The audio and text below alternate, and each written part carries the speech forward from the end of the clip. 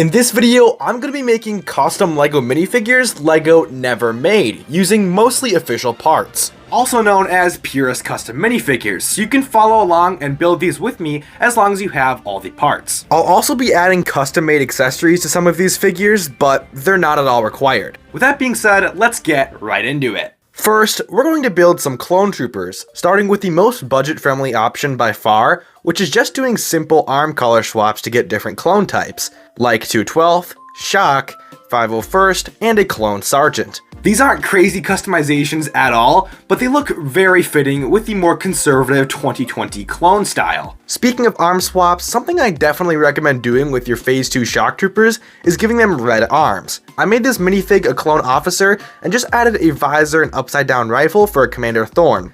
You can also do this with other clone legions, but I didn't want to risk damaging any other minifig parts. Next, all you have to do is take your P2 Captain Rex's pauldron off and do a simple torso swap to a regular P2 clone, and you have a very accurate Bad Batch Season 3 appearance. I wonder why Rex got rid of his pauldron and some of his armor details. Another custom Bad Batch minifigure I've had in my collection for a while is the CX Clone Assassin. He uses the newest Shadow Stormtrooper body along with a Dark Trooper helmet. I decked him out with some custom accessories, but I'm sure you guys can make brick-built alternatives if you prefer to. Lastly, for the Bad Batch clones, we have a clone officer.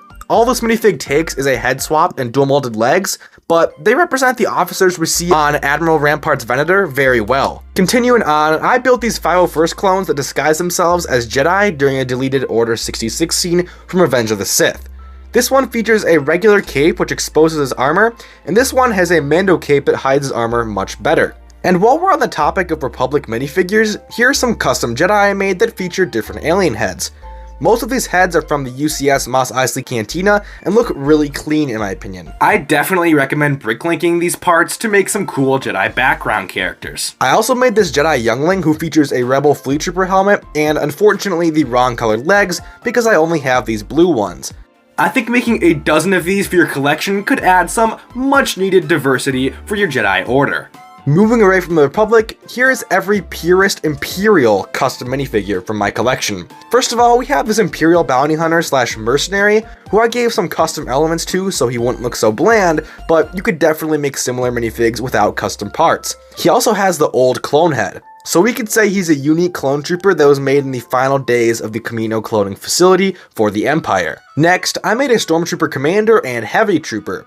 You can make these minifigs by taking pauldrons and or backpacks from your sand troopers and just adding them to regular stormtroopers.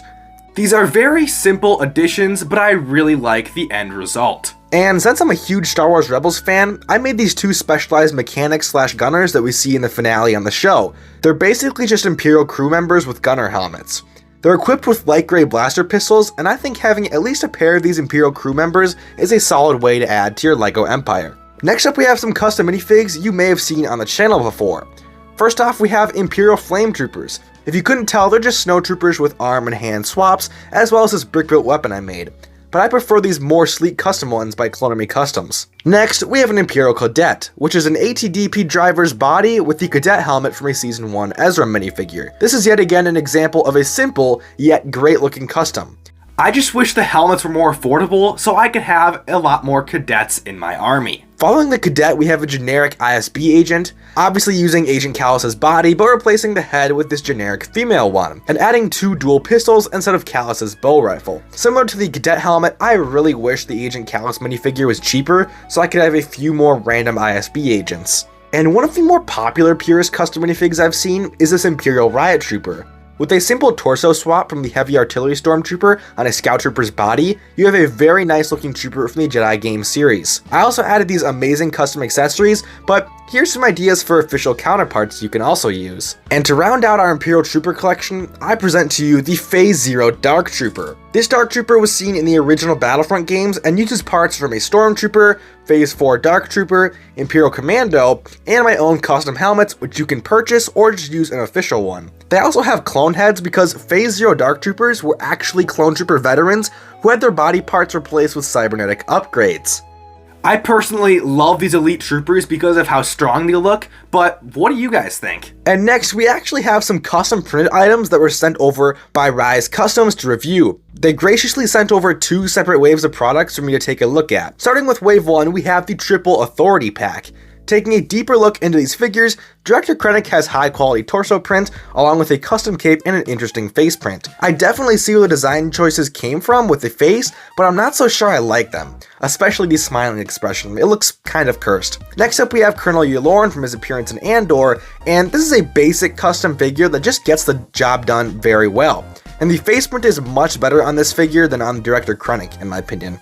He will make a fine addition to my ISB collection. And rounding out the triple authority pack, we have Grand Admiral Pellaeon from Legends, who is probably my favorite minifigure from the lineup because of the gold shoulder piece and dual molded legs, adding so much to the overall look of this figure.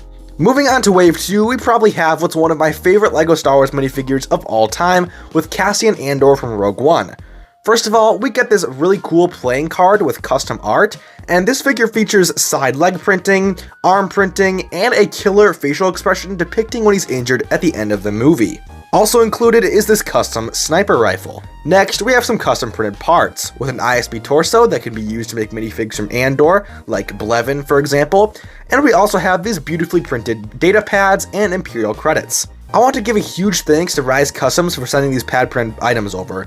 Make sure to check out their upcoming drop on February 1st and collect 5 of their business cards to redeem a free minifigure.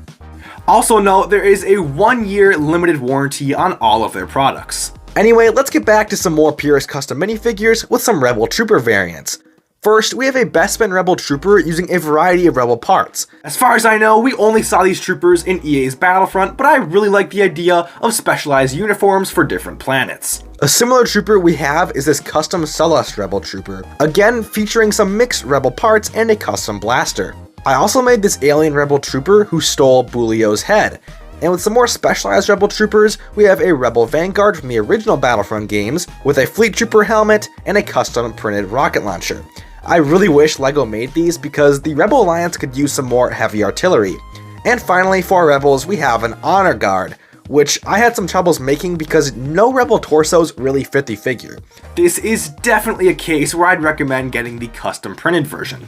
Next, here are some custom battle droids you could add to your droid army. First, here's a special weaponry droid, who's testing out a custom ion cannon to use against the Republic. And here's a droid we see in the original Clone Wars cartoon, who has a heavy blaster cannon and backpack. It also has this piece so it can rotate his blaster around much easier. And finally, here's a Commando droid captain who I outfitted with a brick-built sniper rifle. It's inspired by the Commander droid who shot Captain Rex in the Clone Wars, and uses a few different minifigure hands to act as a stand for the blaster.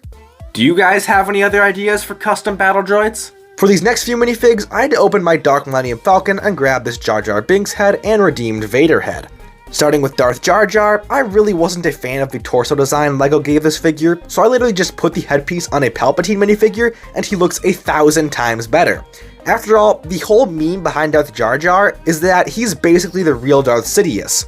Anyway, let me know which Darth Jar Jar you prefer because I'm curious to see if this is a popular opinion or not. Next, I made one of the best LEGO Star Wars meme minifigures of all time, with Matt the Radar Technician. I used a random city torso I found in my collection, along with Kylo Ren's head and lightsaber, as well as Lloyd's hair from Ninjago. This is probably one of my favorite minifigs I made for this video, because something about the construction worker outfit paired with a Sith face and lightsaber just looks so cool. Next, we have the 7th Sister from Star Wars Rebels, who I wouldn't fully classify as a Sith, but chooses mostly First Order parts for her body, a Barriss headpiece, and the standard Inquisitor lightsaber. I've had this custom minifigure in my collection for a couple of years now, and I think it still holds up pretty well. And because I didn't want to bore you guys with too many Imperial minifigs at one time earlier, I'm gonna sneak in a Governor Price with both her armored and regular outfits, that one Imperial officer from Andor, who I think looks really great with dual molded legs and a Mando cape, as well as a zombie Death Trooper from the upcoming Battle Pack. And to end this video, I saved my 2 favorite minifigs for last. Starting off with the minifigure we should have gotten from the Kenobi show, Battle Damaged Darth Vader. This is a standard Darth Vader minifigure with a Hayden Christensen head and a custom damaged helmet. And although I purchased this custom printed helmet pre-made, I'm sure you could just try chipping in an official one or a 3D printed one. I absolutely love and adore this minifigure because whenever I see this figure, I'm reminded of Anakin's tragic story and the sinister villain he became. It also just reminds me of being super duper hyped for the new Kenobi show episode every week. But to end this video, just like the Skywalker saga ended, forget about the sequels. Here we have a Force Ghost Anakin Skywalker. Both versions use a Ben Kenobi body alongside a custom Jedi cape. This one is the Hayden Christensen version with dark brown hair, who I much prefer over the older version, Sebastian Shaw. Maybe that's just because I didn't grow up with Sebastian Shaw's version, but I can definitely still respect both Force Ghost Anakins. And with that being said, that's going to wrap up today's video. Let me know your favorite minifigures from the video, and leave a like on today's video if you guys did enjoy, and I'll see you all in the next video. Have an amazing day. Peace out.